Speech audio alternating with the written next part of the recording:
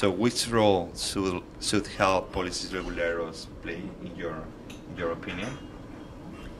Well, I'll speak from Massachusetts' point of view because we really recognize how urgent it is to continue now the innovative process. It's important for quality improvements, it's important for cost effectiveness, for efficiency, so still a very important role for innovation to play. And what we know is that there are many gaps that make the process of innovation, and by that I mean getting from a discovery really to the point where a new technology, a new product, a new therapeutic is in the hands of caregivers and patients have access to it. So we know that there are many gaps and there are many areas where that process breaks down so that good things never get to the market. So it takes a very long time, it's high risk, it's very expensive. We think in Massachusetts that there's a role that the state can play, the public sector can play. We can provide certain kinds of funding that actually closes some of those gaps. We can encourage collaboration between our academic institutions, between industry, between investors. We can invest in talented workforce, so we can make sure that the next generation of workers in life sciences, the next generation of entrepreneurs are being well trained, so they're ready to step into this role and think about some of the challenges that really need to be addressed.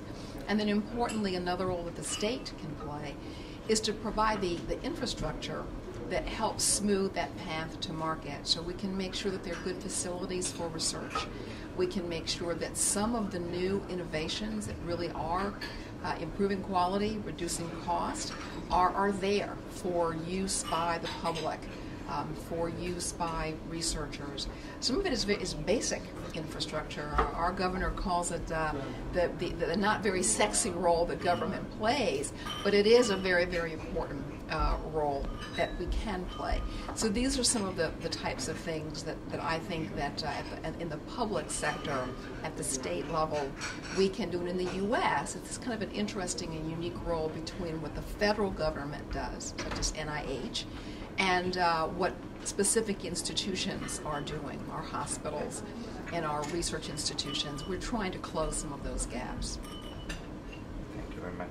And what is your opinion about the event of the Gesaworld event today? Was, in your opinion, useful for in the seminar of today? What is your opinion? This was one of the best seminars I have been to in a long time, and I mean it sincerely. The presentations were excellent, very, very thoughtful. There was a very interesting cross-disciplinary group here. So there were policymakers, there were clinicians, there were individuals from not-for-profits that are really advocacy groups, and it was internationally diverse. So I think that the information exchange was lively, it was thought-provoking.